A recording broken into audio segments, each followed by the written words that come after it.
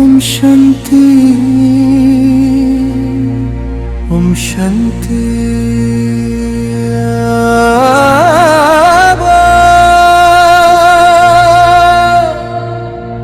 Drama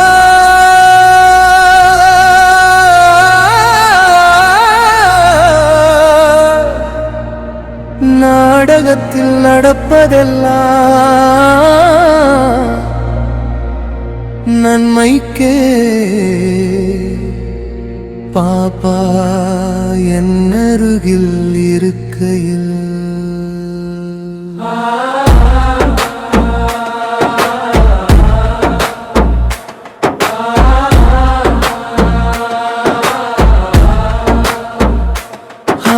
drama நாடகத்தில் நடப்பதெல்லாம் நன்மைக்கே. பாபா என் அருகில் இருக்கையில்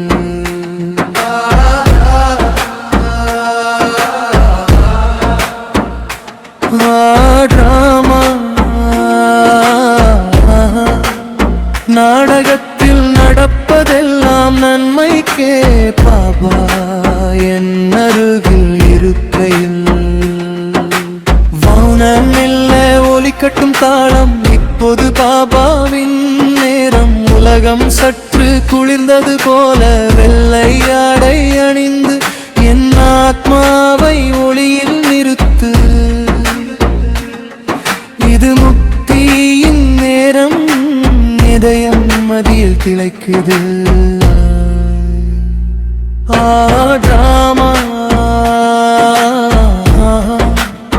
நாடகத்தில் நடப்பதெல்லாம் நன்மைக்கே. பாபா என் அருகில் இருக்கையில்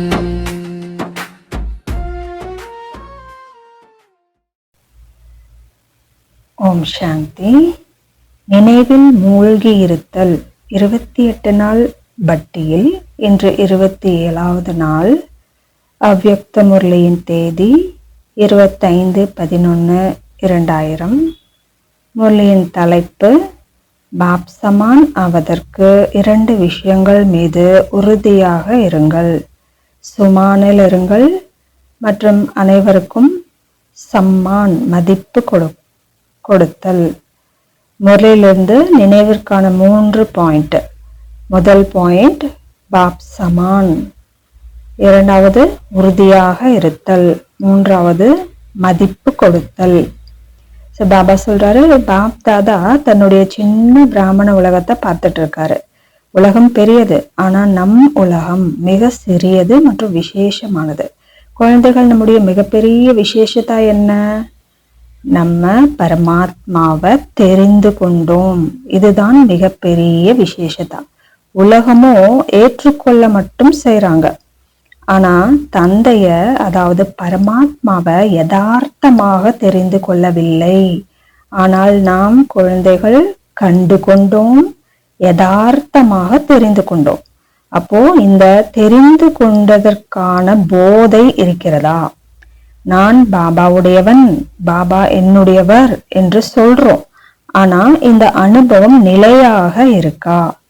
பாபா மேலும் சொல்றாரு, வயதான மாதாசா இருந்தாலும், 90 வயதுடையவரா இருந்தாலும், நோய்வாய்ப்பட்டிருந்தாலும் பரமாத்மாவை தெரிந்து கொள்வதற்கான திவ்ய புத்தி உடையவர்களாக இருக்காங்க.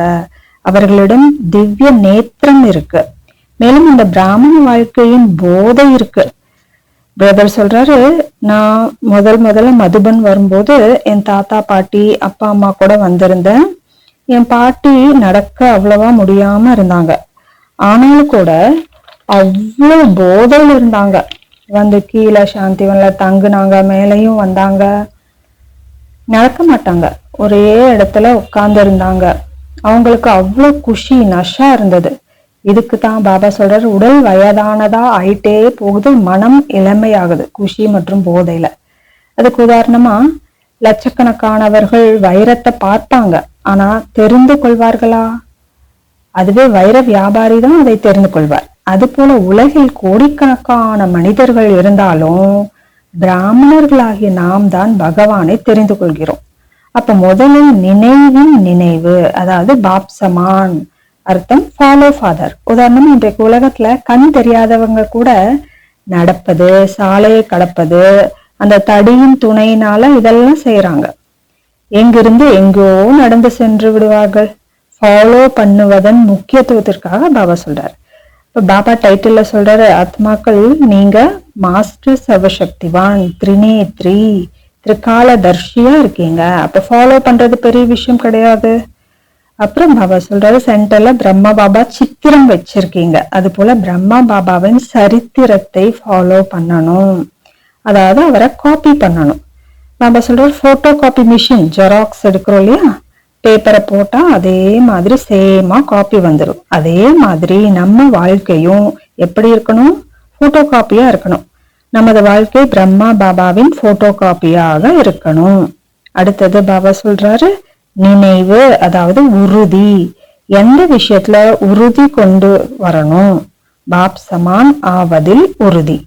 இதுக்கு பாபா சொல்றாரு, பாப் சமான் ஆவதற்கான சங்கல்பம், லட்சியம், ஊக்கம், உற்சாகம் இப்படி எல்லாம் இருக்கு. ஆனா தைரியத்துல ஒரு கார்னர் இருக்கணும், முக்கியமான பாயிண்ட் இருக்கணும். அது வலுவிழந்து லூஸா ஆயிடுது. தைரியம், உறுதின்னு எதை சொல்றோம்? இறந்தாலும் அழிந்தாலும் நாம் நினைத்த சங்கல்பம் அழியக்கூடாது. தலை குனிய வேண்டி இருந்தாலும் சரி, பாபா சொல்ற வாழ்ந்து கொண்டே இறக்க வேண்டி இருக்கும், தலை குனிய வேண்டி இருக்கும். அர்த்தம் தன்னை மாற்ற வேண்டி இருக்கும், சகித்து கொள்ள வேண்டி இருக்கும், நிறைய கேட்க வேண்டி இருக்கும். ஆனா நம்ம எடுத்த சங்கல்பம் போகக்கூடாது. ஆரம்பத்துல பாபா சின்ன சின்ன குழந்தைகள் தாதிங்கெல்லாம் வந்தாங்களே, அப்ப புரிய வைக்கிறதுக்காக சொன்னாரு, இவ்வளோ மிளகா சாப்பிட வேண்டி இருக்கும், இவ்வளோ தண்ணி குடிக்க வேண்டியதா இருக்கும், சாப்பிடுவீங்களா? பயப்பட மாட்டீங்களே? அதெல்லாம் பாபா புரிய வைக்கிறதுக்காக கேட்டிருந்தாரு. இவ்வளோ பிரச்சனைகளை எதிர்கொள்ள வேண்டி இருக்கும் அப்படின்னு சொல்றதுக்காக இதை சொல்லி இருந்தாரு. இப்போ பாபா கண்களுக்கு அருகில் கை தட்டி சங்கல்பத்தை உறுதிப்படுத்துவதற்காக செய்வாராம். கண்ணுக்கு முன்னாடி வந்து கை தட்டுவாராம். அப்போ பாபா இந்த ஒரு விஷயத்த பக்கா செய்ய நினைச்சாரு.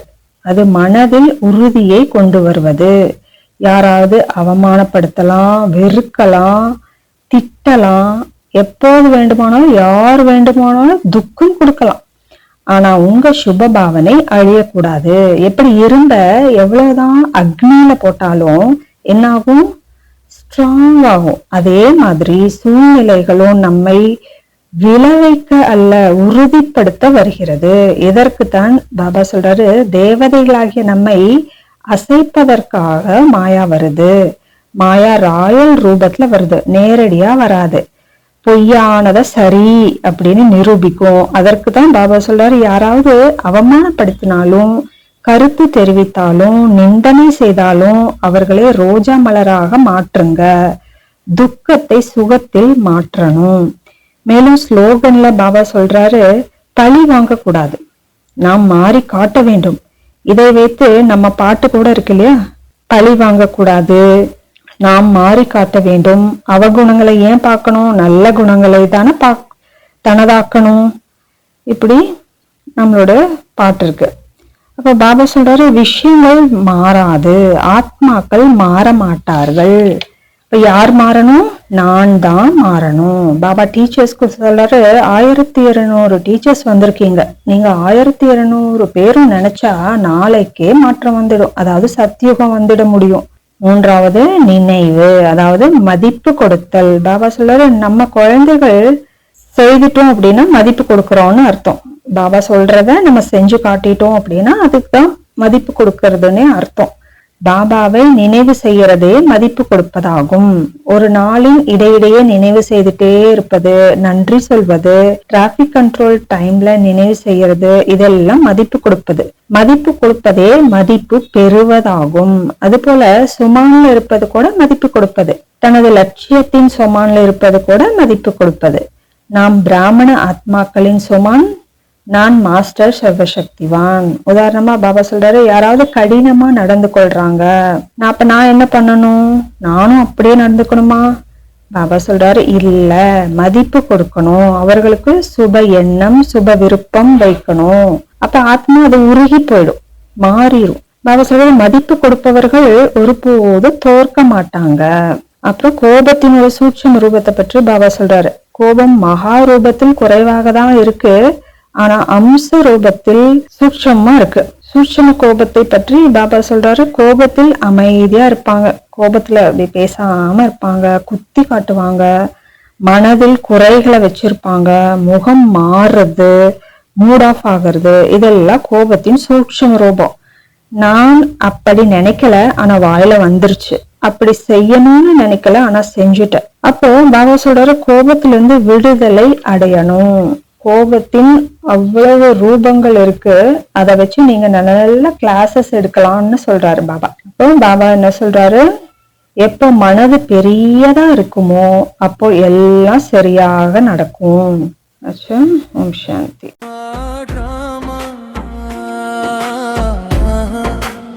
நாடகத்தில் நடப்பதெல்லாம் நன்மைக்கே பாபா என் அருகில் இருக்கையில். மௌனம் இல்ல ஒலிக்கட்டும் தாளம், இப்போது பாபாவின் நேரம். உலகம் சற்று குளிர்ந்தது போல வெள்ளை ஆடை அணிந்து என் ஆத்மாவை ஒளியில் நிறுத்து. இது முக்தியின் நேரம், இதயம் மதியில் திளைக்குது. டிராமா நாடகத்தில் நடப்பதெல்லாம் நன்மைக்கே பாபா என் அருகில் இருக்கையில்.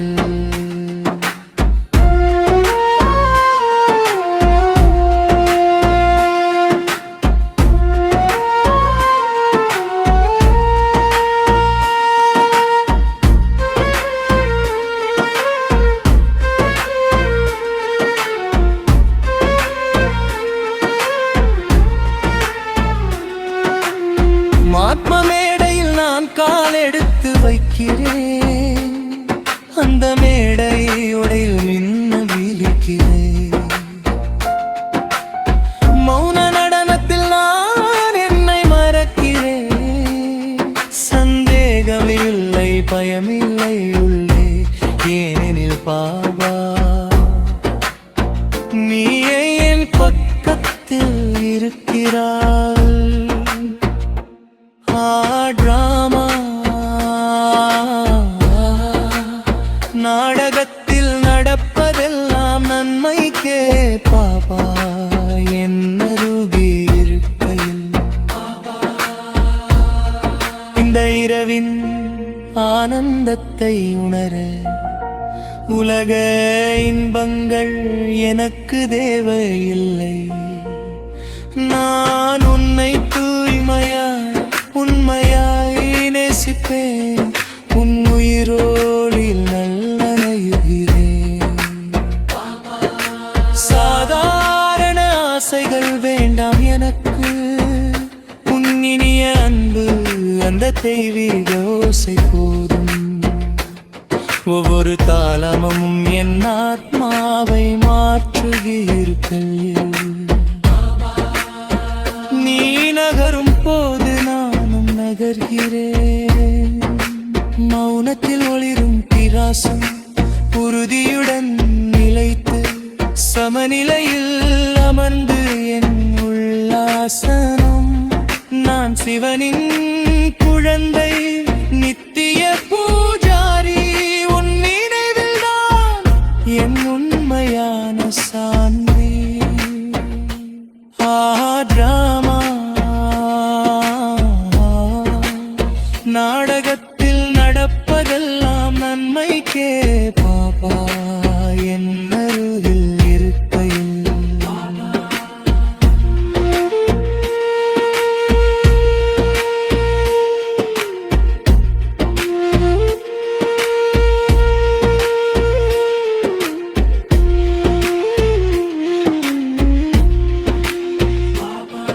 இந்த இரவின் ஆனந்தத்தை உணர உலக இன்பங்கள் எனக்கு தேவை.